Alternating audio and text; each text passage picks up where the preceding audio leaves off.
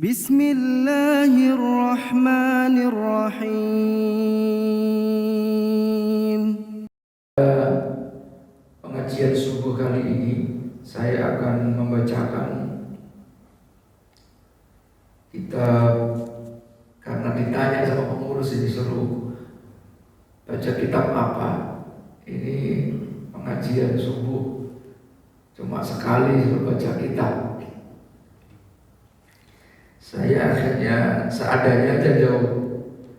Ini saya bawa Dalilul Falihin, ini syarah dari kitab Riyadhus Shalihin. Saya baca babun fil iqtisadi fil ibadah, bab tentang al-iqtisad, ekonomis. Al-iqtisadiyah itu ekonomi. Jadi al-iqtisad ekonomis fil ibadah, di dalam ibadah.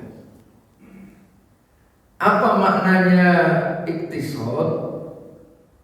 Dijelaskan ay at-tawassut fi ada'il ibadah, yaitu tawassut.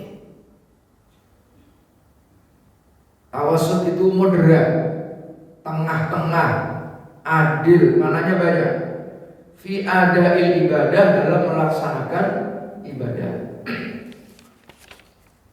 Dalam ayat Quran itu dijelaskan, wa kadzalika ja'alnakum ummatan wasata. Wa kadzalika ja'alnakum, demikian pula kami jadikan kamu sekalian ummatan wasata, umat yang moderat. Wasatiyah, kalau bahasa majelis ulama itu Islam wasatiyah. Apa maknanya wasato itu? Wasat itu yang pertama mempunyai arti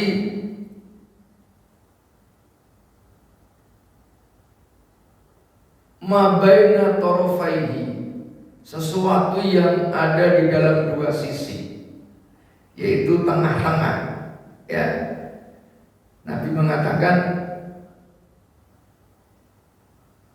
khairul umuri awsatuha, sebaik-baik perkara itu yang paling tengah. Misalnya dalam Al-Quran yang model paling tengah itu seperti apa? Walladzina idza anfaqu lam yusrifu wa lam yaqturu wa kana baina dzalika qawama. Walladzina idza anfaqu, manakala mereka meninfakkan, lam yusrifu, tidak boleh israf. Kalau kita menggunakan harta kekayaan misalnya, pertama lam yusrifu, tidak boleh israf, tapi juga walam yaqturu, nggak boleh sok-sokan kelewat batas. Israf itu ya berlebih-lebihan.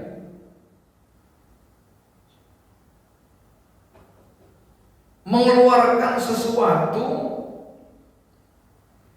sementara kebutuhannya bisa biasa-biasa saja, yang kita keluarkan berlebihan. Misalnya kita makan itu, kalau kita buka itu kan yang dimakan nggak seberapa, tapi yang diambil itu banyak. Mumpung kesempatan kondangan gitu kan, itu biasanya di kondangan-kondangan itu kan diambil semuanya, tahu-tahu nggak kemakan. Itu namanya israf.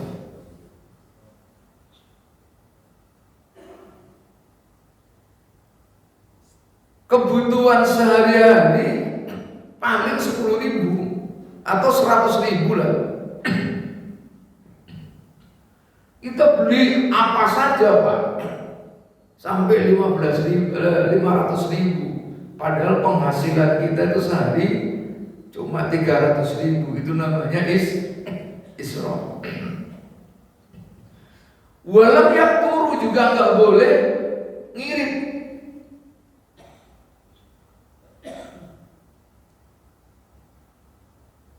Untuk kepentingan sendiri aja ngirit, apalagi untuk orang lain. Misalnya saking ngiritnya Pak, kita ini sakit mau berobat ke dokter aja mikir-mikir. Dokter 200.000, mendingan dirasakan aja. Ini ada ibu-ibu nggak nih? Halo? Halo Bu? Ya, ada suara nggak ada rupa Bu. Jadi bapak-bapak itu kadang-kadang membelanjakan ngasih yang berlebih-lebihan, nggak boleh. Jangan dituruti, itu mentang-mentang duitnya bayar, lalu anak-anaknya beli HP semua yang harganya mahal-mahal. Itu namanya Isra. Tapi juga nggak boleh pelit, Bu. Halo. Apa benar itu makanan pokok pada naik, beras naik, ya, minyak goreng naik, uang bulanan naik apa enggak? Bu, uang bulanan naik apa enggak? Enggak, itu berarti pelit Bu. Ya, kebutuhannya semakin banyak, tapi uang bulanannya enggak naik. Untung ibu-ibu sabar, ini saya sengaja ngingetin aja. Jadi apa jalan tengahnya? Wa kana baina dzalika qawama. Itu namanya tengah-tengah. Tidak berlebih-lebihan, juga tidak pelit. Itulah yang disebut dengan konsep sederhana. Kapan kita harus mengeluarkan, kapan tidak. Ini kadang-kadang kalau mau gaya-gayaan semua dibeli, biar tekor asal kesohor. Ya. Emang baik sih, baik. Orang itu baik. Kalau ada teman-temannya semua ditraktir, tahu-tahu ngutang. Nah, jadi berlebih-lebihan menggunakan membelanjakan harta juga enggak baik, pelit juga enggak baik. Maka antara pelit dan berlebih-lebihan itulah namanya tawassut, tengah-tengah. Sifat yang menunjukkan tawassut misalnya syaja'ah. Syaja'ah itu berani. Berani itu sifat antara membabi buta dan penakut. Ada orang saking beraninya itu membabi buta, maju-maju terus. Polisi dilawan, Allahu Akbar, dilempar pakai batu ke polisi. Polisinya Islam juga, akhirnya balas sami Allahu liman hamidah. Tanpa perhitungan, maju, demo maju terus tanpa perhitungan. Itu namanya membabi buta. Lawannya apa? Lawannya membabi buta, penakut.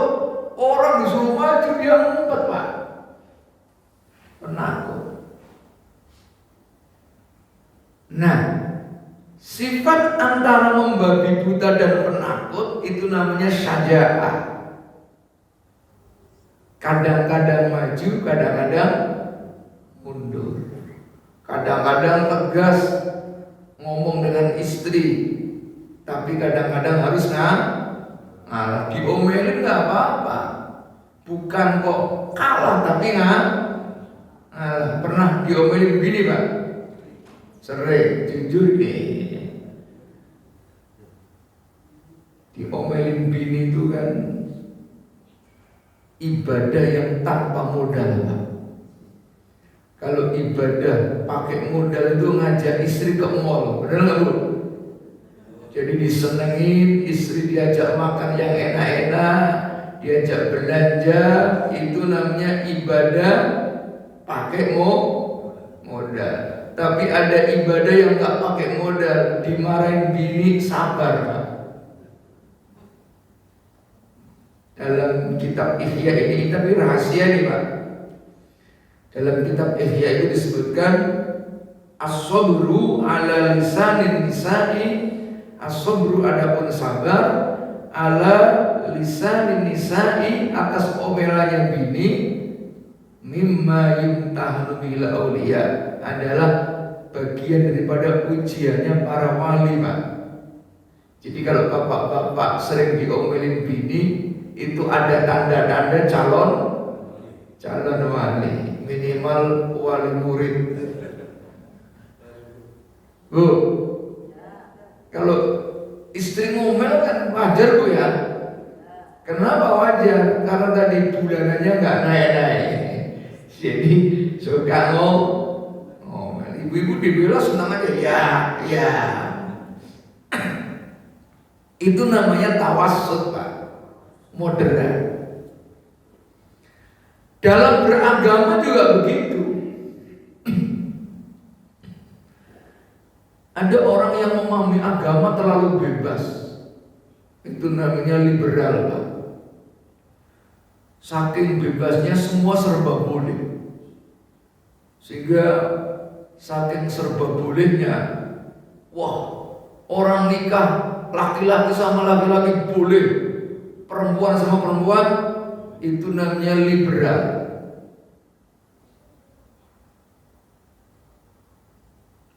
Lawannya liberal apa?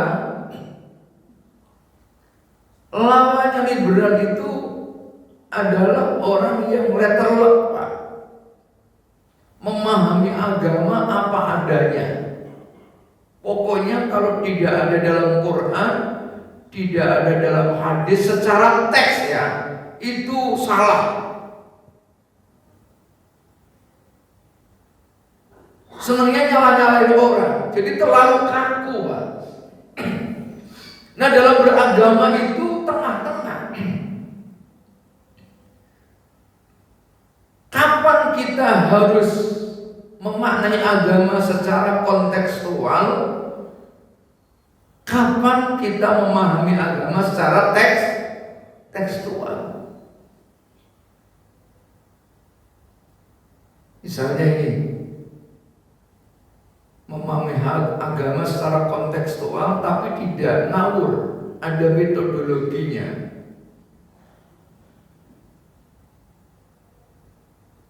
Kalau zaman Nabi, orang bayar zakat fitrah pakai apa, Pak? Pakai gandum, pakai kurma. Bapak-bapak pakai apa? Pakai beras. Kenapa kok pakai beras? Nah, padahal Nabi kan pakai kurma atau pakai gandum. Nah, ini namanya metodologi kias. Sama-sama makanan pokok. Makanan pokok beras disamakan dengan gandum. Kalau dalam Quran, dalam hadis nggak ada. Masa Nabi nggak makan beras? Kalau mau ikut saklek apa adanya, zakat fitrah pakai gandum. Kenapa bapak-bapak pakai beras? Apalagi pakai duit. Nah, agama itu kita pahami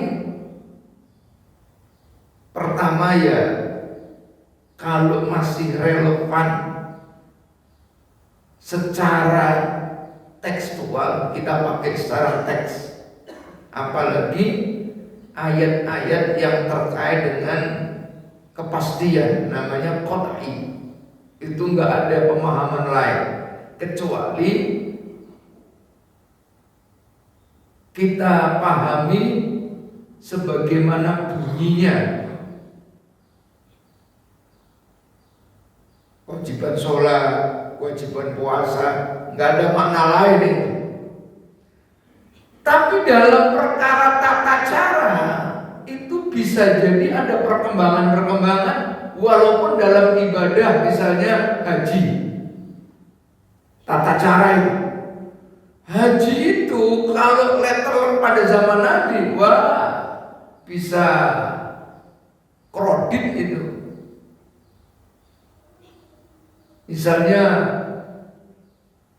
perluasan, ini mungkin yang pernah umroh ada bayangan orang melakukan sa'i, ya, dari Sofa ke Marwah. Zaman Nabi itu cuma ya enggak luas, tapi sekarang ditingkat, ya, tempatnya ditingkat. Bahkan sekarang bisa pakai skuter. Zaman Nabi ada nggak? Ada, tapi naik unta, tawaf naik unta. Apakah sekarang mau tawaf pakai unta? Nah, ini namanya memahami agama secara kontekstual.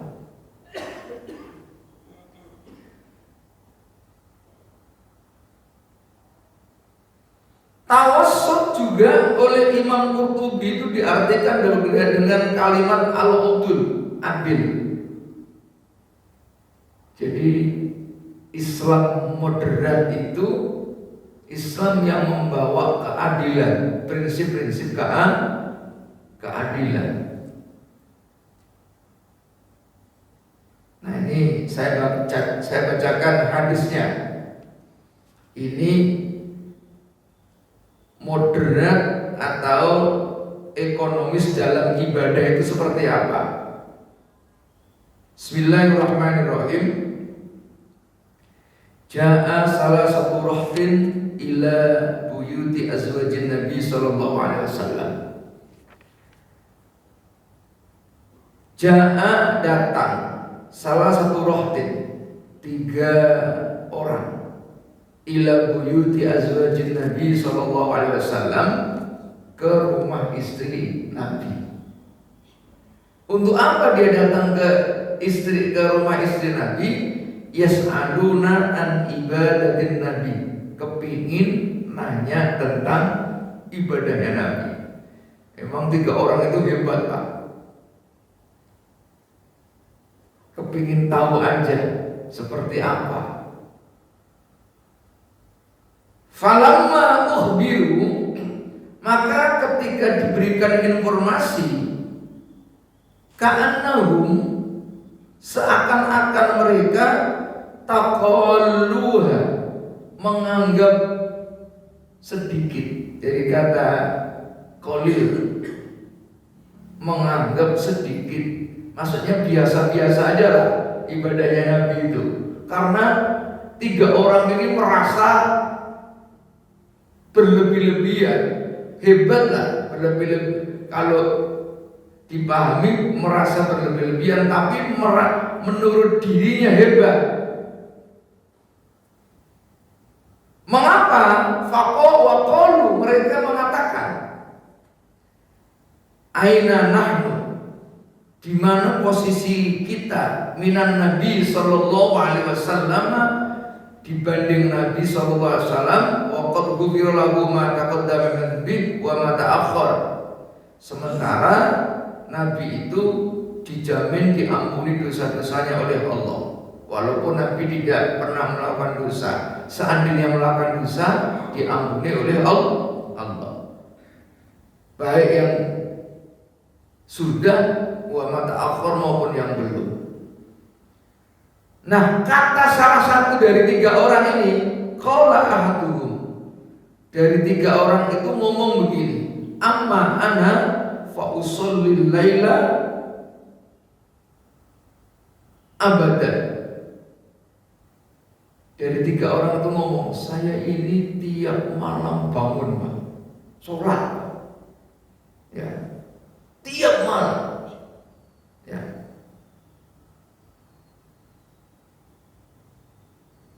Saking rajinnya bangun malam itu nggak pernah tidur. Kalau kita kan tidur terus nggak pernah bangun. Sekali-kali bangun cuma kencing doang. Ini ada orang kalau malam kerjanya sholat terus, nggak pernah tidur. Wa qala al-akharu, yang lain ngomong, wa ana asumud dahra wa la uftir. Saya itu setiap hari puasa terus, walau uftir, nggak pernah nggak puasa, kecuali pada hari-hari yang dilarang. Kecuali lebaran, hari tasyrik itu nggak puasa, tapi selebihnya puasa terus. Kalau kita selama-lamanya nggak pernah puasa, kecuali Ramadan. Ini orang hebat, ini merasa hebat. Ya orang hebat ya biasa, merasa hebat wajar. Ya orang hebat, orang kaya, ya merasa hebat wajar kaya. Orang nggak punya duit merasa hebat. Orang pinter merasa hebat itu masih wajar, orang pinter. Orang bodoh kok hebat. Wa qala al-akharu, yang lain ngomong nih, yang nomor 3 dia ngomong gini, wa ana a'tazilun nisaa fala atazawwaju abadan. Saking rajinnya ibadah, ini ada sahabat a'tazilun nisa, saya ini selalu menjauhi perempuan. Maksudnya menjauhi perempuan itu adalah fala atazawwaju, enggak mau nikah. Karena menurutnya nikah itu suka mengganggu ibadah. Benar nggak Pak? Ya ada benernya. Gara-gara nikah sholat subuh terlambat Pak. Ya, jadi disibukkan oleh istri. Mau apa, mau ngaji, istri minta ini, istri minta itu, suka mengganggu. Karena kepingin banyak ibadah, akhirnya dia memutuskan tidak menikah. Nah, apakah ini benar? Ya dilihat dulu. Karena memang ada ulama-ulama besar itu tidak menikah. Saking rajinnya ngaji, ngajar, menulis, menikah itu seakan-akan lupa. Kalau orang Betawi sebaliknya, saking rajinnya menikah, ngantor itu lupa.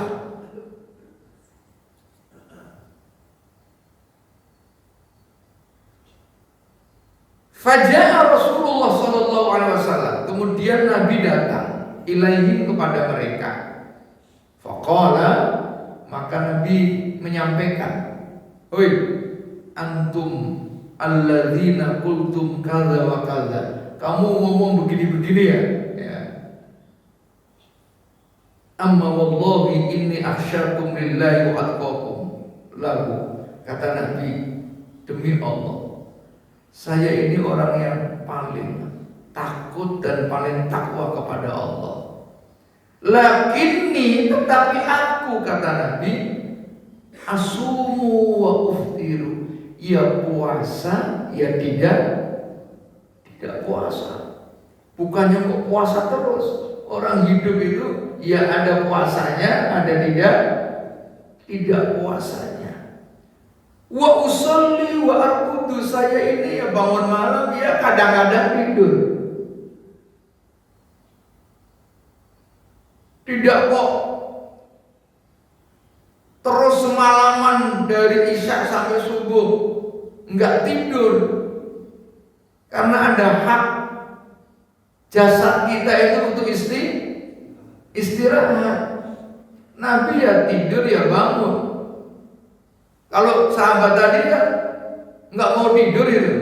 Nabi ya tidur ya sholat malam. Wa atazawwajun nisa, kata Nabi, saya juga menikah.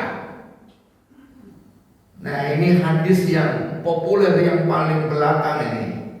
Hadis di depannya enggak populer, tapi baru yang terakhir itu populer, yang sering dikutip para kiai. faman raghiba an sunnati falaysa minni. Biasanya kiai menyebut an-nikahu sunnati, faman raghiba an sunnati falaysa minni. Nikah itu sunnahku. Sunnahku itu maksudnya apa? Ya, sunnah. Sunnah itu banyak makna. Kalau menurut fikih sunnah itu ma yusabu fi'luhu wa la yu'aqabu tarkuhu. Segala sesuatu yang apabila dikerjakan mendapat pahala, manakala ditinggalkan tidak terkena dosa, tidak mendapatkan siksa atau dosa. Itu fikih. Kalau hadis maknanya, ilmu hadis maknanya sunnah ma usnida ilaihi Nabi sallallahu alaihi wasallam min qaulin aw fi'lin aw takririn. Sesuatu yang disandarkan kepada Nabi, baik ucapan, perbuatan maupun ketetapan, itu sunnah. Nah, sunnah menurut ulama diartikan secara umum adalah pertama at-thariqah, jalan, al-manhaj, sistem, al-ada, kebiasaan. Dari mana? Dari hadis Nabi mengatakan man sanna sunnatan hasanatan, barang siapa yang membuat sunnah tapi hasanatan. Membuat sunnah apa? Membuat sistem, membuat jalan, membuat kebiasaan. Tapi sunnatan, hasanatan, sistem, kebiasaan, cara, jalan yang baik. Orang yang membuat sunnah model begitu, falahu ajruha wa ajru man amila biha. Baginya akan mendapatkan pahala dan pahala dari orang lain yang mengerjakan.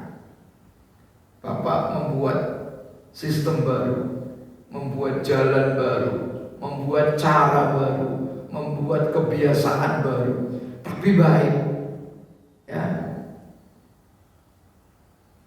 itu akan mendapatkan pahala dan pahala orang lain yang mengerjakan. Tapi sebaliknya kata Nabi, wa man sanna sunnatan sayyi'atan, barang siapa yang membuat sistem, jalan, kebiasaan, metode, tapi sayyi'atan, jelek, fa'alaihi wizruha, baginya akan mendapatkan dosa, wa wizru man amila biha, dan dosa orang lain yang mengerjakan. Itu namanya sunnah.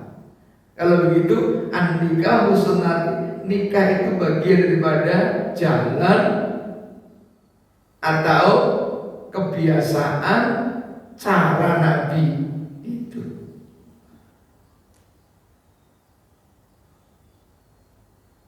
Kalau dimaknakan fikih, secara fikih bisa saja nikah itu makruh, bisa saja sunnah,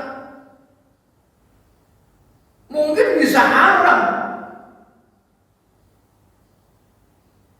Kalau ada anak kecil belum waktunya, kalau tidak nikah tidak apa-apa.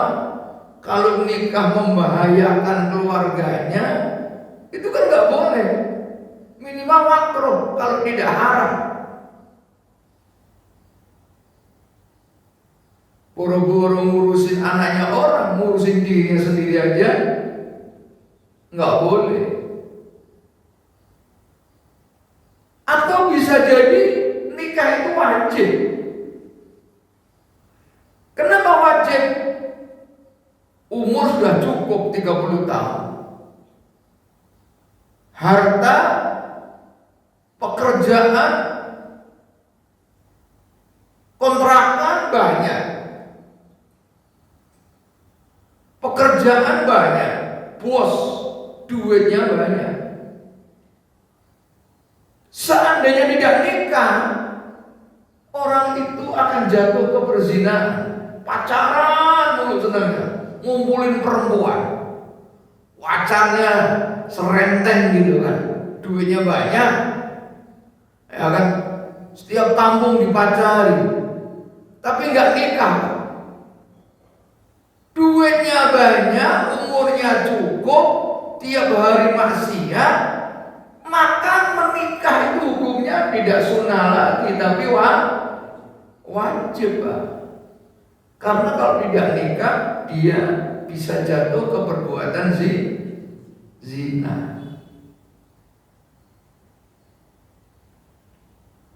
Nah, oleh karena itu, an-nikah sunnati tidak dimaknakan secara fikih. Nanti kiai-kiai ulama misalnya, ya termasuk yang nulis kitab Riyadhus Shalihin, Imam Nawawi itu konon tidak menikah. Banyak ulama-ulama terdahulu tidak menikah, Pak. Yang menikah juga banyak.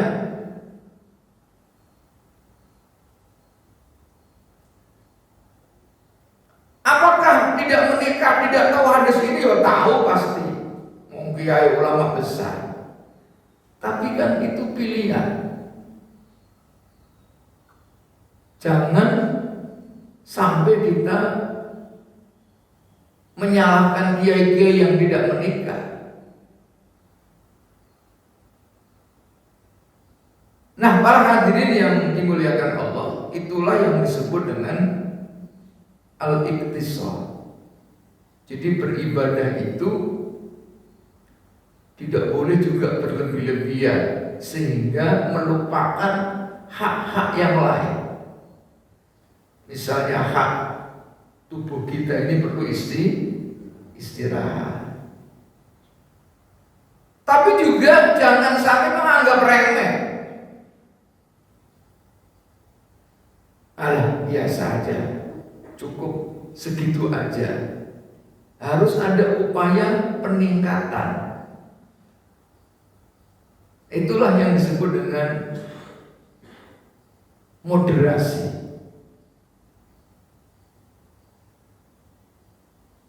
Dalam memahami agama, orang kalau melebihi teks tadi, melewati teks atau liberal, ya namanya ifrat. Tapi kalau suka ngurang-ngurangi namanya tafrid. Ya. Kapan kita harus mengikuti teks, kapan harus memanakan secara kontekstual. Ini saya terakhir contoh. Ini sampai jam berapa nih? Syuruknya tanggal jam berapa? 5.26. Nah, saya kasih contoh dikit ini.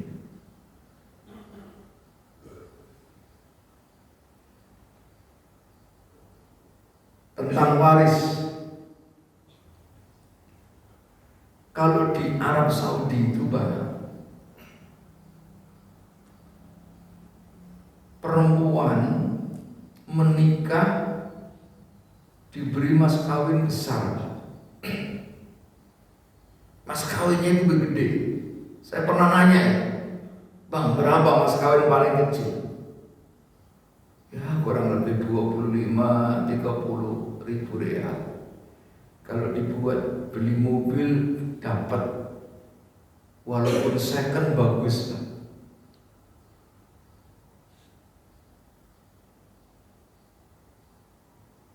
Itu mas kawin paling sedikit. Terus menyediakan rumahnya, ngasih rumah. Maka laki-laki Saudi itu nggak berani nikah kayak di Indonesia, gampang gitu kan. Mau nikah mikir-mikir dulu. Sementara di Indonesia menikah itu mas kawinnya kadang-kadang apa adanya, ya. Tadi disebutkan dengan mas kawin seperangkat alat sholat. Bu, halo Bu. Seperangkat alat sholat itu makna sama saja. Saya mau tanya Bu, makna harganya berapa Bu? 300. Katakanlah 500.000 lah. Udah dapat bagus kan Bu? Mekena sama sang itu udah bagus. Mas kawin seperangkat alat sholat. Ini kan bohongin perempuan ini. Seakan-akan bahasa agama ini Pak. Padahal nggak ada hubungannya dengan agama. Karena nggak punya duit aja itu. Halo Bu, Mas kawin kok seperangkat alat sholat 500.000. Sebab itu kalau dibeliin emas malu dia Pak. Bu, 500.000 kalau dibeliin emas dapat berapa gram Bu?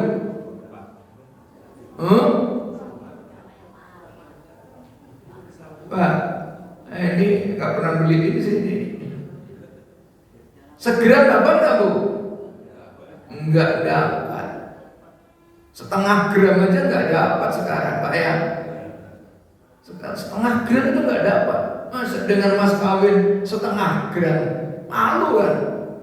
Diganti seperangkat alat sholat gaya. Kecuali Mas Jawa, mas bukan 24 karat Mas Jawa itu. Masnya sekarat.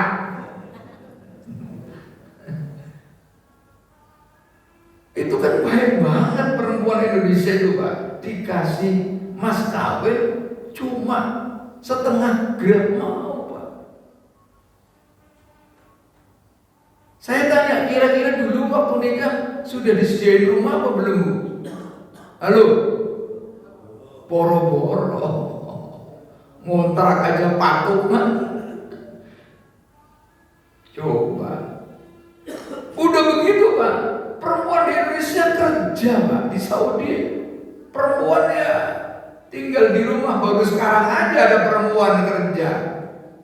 Kita bisa lihat di Zam-Zam itu sudah mulai banyak perempuan yang di toko, di bandara perempuan. Dulu nggak ada itu perempuan. Perempuan cuma di rumah, nggak kerja sama sekali. Maka di Indonesia itu bisa jadi duitnya istri lebih banyak daripada duitnya suami. Bener nggak Pak? Ada nggak itu? Mana orangnya ini? Suaminya cuma ustadz ngandelin khutbah, sementara istrinya kerja di bank. Makanya ketika saya ceramah di pengadilan agama, itu banyak perempuan minta cerai Pak. Mengajukan gugat cerai Pak perempuan. Itu perempuannya pertama cantik-cantik. Cantik-cantik minta cerai. Ketika saya diomongin sama kepalanya, Pak, banyak itu perempuan cantik-cantik minta cerai. Apa jawaban saya? Ya pantas lah, cantik minta cerai, masa jelek minta cerai. Udah begitu, itu sudah cantik, duitnya, hartanya istri lebih banyak daripada hartanya suami. Jadi hati-hati Pak kalau punya istri duitnya lebih banyak, cantik lagi, suaminya pengangguran begini.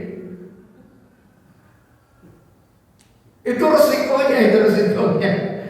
Resikonya duit suami lebih, duit istri lebih banyak daripada duitnya. Ya sama aja kalau laki-laki ini duitnya lebih banyak, ganteng, bahaya juga Bu. Bener nggak Bu? Wah karu-karuan model begini nih kalau duitnya banyak nih.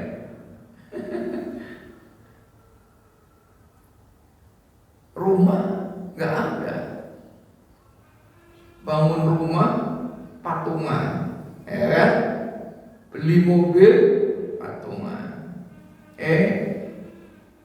Tahu-tahu suaminya mati kan, meninggal. Berapa bagiannya istri? Ada anak laki-laki, ada anak perempuan. Berapa? 1/8.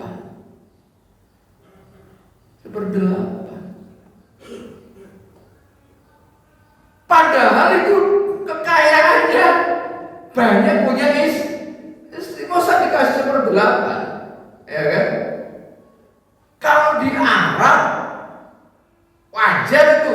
Memang itu duitnya full, duitnya suami, duitnya istri utuh ini. Mulai dari mas kawin, uang belanja masih utuh. Nah sementara di Indonesia mas kawin aja dipakai suami.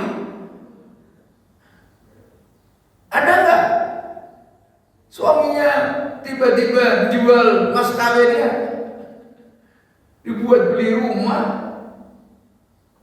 Waduh.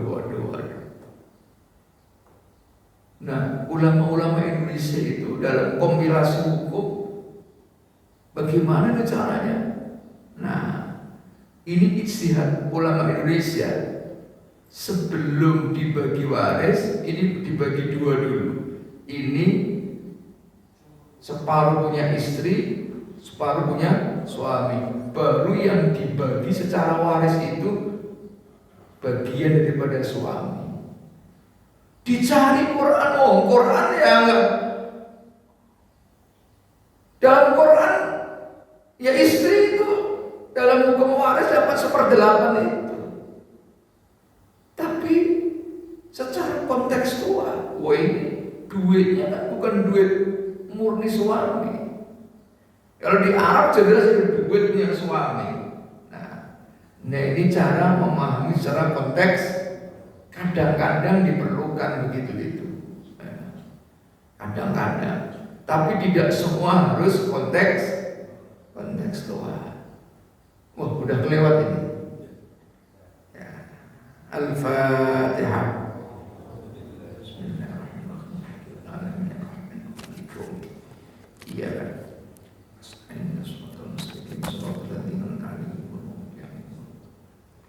اللهم انفعنا بما علمتنا وعلمنا ما ينفعنا اللهم ارزقنا فهم النبيين وحفظ المرسلين وإلهام الملائكة المقربين برحمتك يا أرحم الراحمين والحمد لله رب العالمين والله الموفق إلى أقوم الطريق.